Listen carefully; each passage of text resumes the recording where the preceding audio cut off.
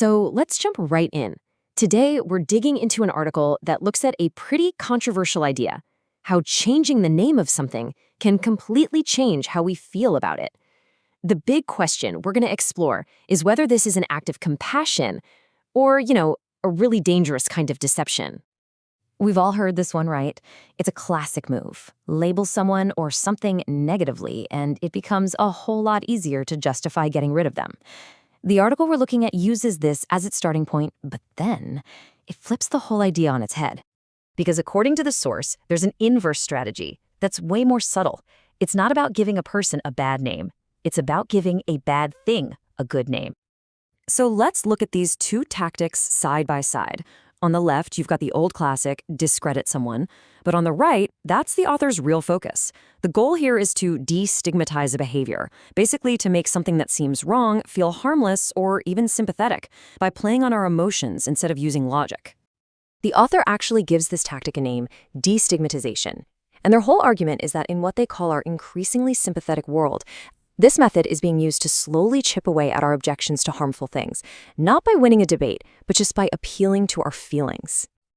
Now, this all sounds a little abstract, right?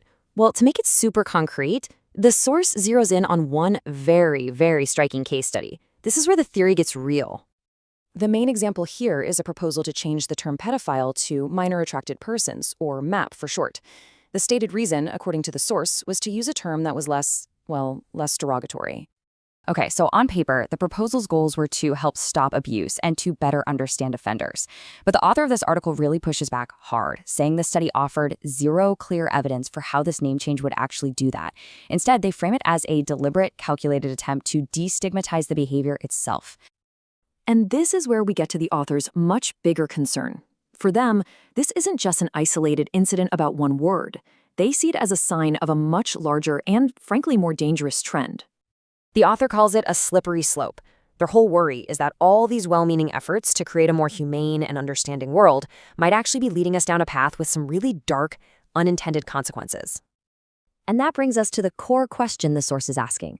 If society starts to see these individuals less as criminals and more as just people who need help, what happens to the rules and safeguards that protect children? The author is basically asking, what's the end game here? Where does this stop? And it's interesting, the source points out this isn't some simple left versus right issue.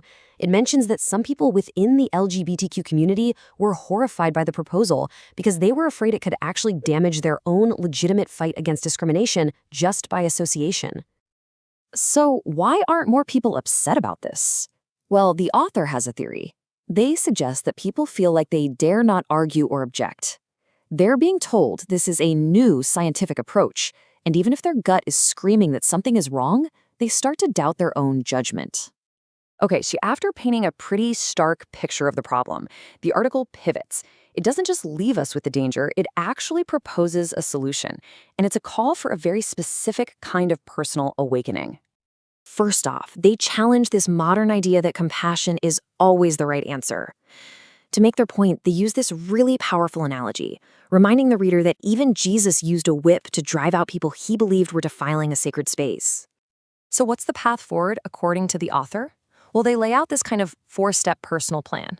1, recognize that some proposals might actually open the floodgates to other evils.